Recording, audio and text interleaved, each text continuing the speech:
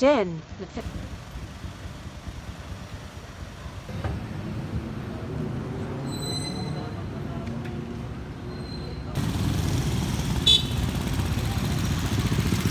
Welcome to her vlog! Hi guys! Hello Katurismo, welcome to my vlog. So for today's video tayo pupunta ngayon sa Boulevard at ito kasama ko si Jen, ang aking colleague. Hi! Yan. At ipapasyal niya tayo dito sa Dumaguete City! The city of gentle people! Ayun.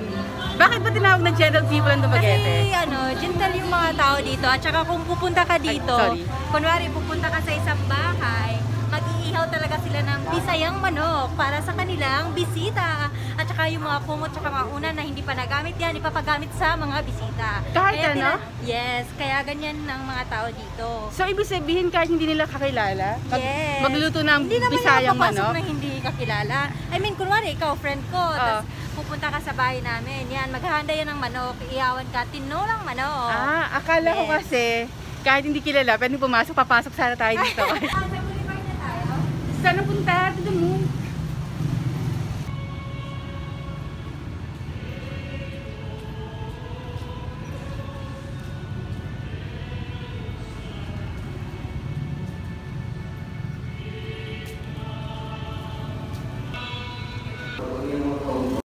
Ayan Katurismo, andito tayo ngayon sa Rizal Boulevard at dito tayo sa mga pungko-pungko kakain mamayang dinner. At alam nyo ba, na ang ibig sabihin ng pungko-pungko ay sitting while you eat. Wala lang. Share lang.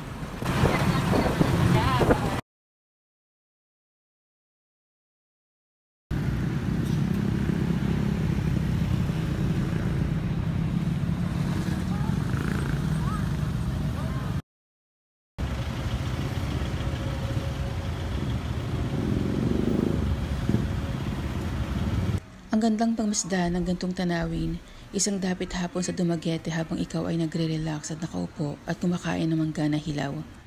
Sabay mapapasabi ka ng ang asim. At alam niyo ba Katurismo, October 2022 ito taken at makikita niyo na ang lusog-lusog ko pa dito. Patunay lamang na kapag may ginusto ka, ma-achieve mo talaga. Yay!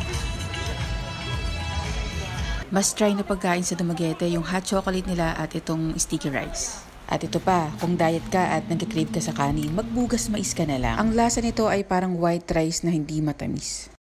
Isda.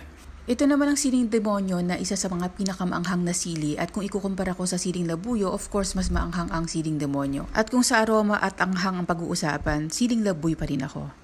At alam niyo ba Katurismo, dito sa gilid ng Dumaguete Cathedral, dito lang sa may likod ng Campanero de Dumaguete, ay merong masarap na bilihan ng mangga. Hindi ko alam kasi yung sausawan niya kakaiba, kaya nga binalikan ko siya pagkatapos kong pumunta doon sa Valencia. So yung Valencia, part 2 natin yan. At ito ang mangga na merong kakaibang sausawan. Ano pang inaantay? Tara, kain!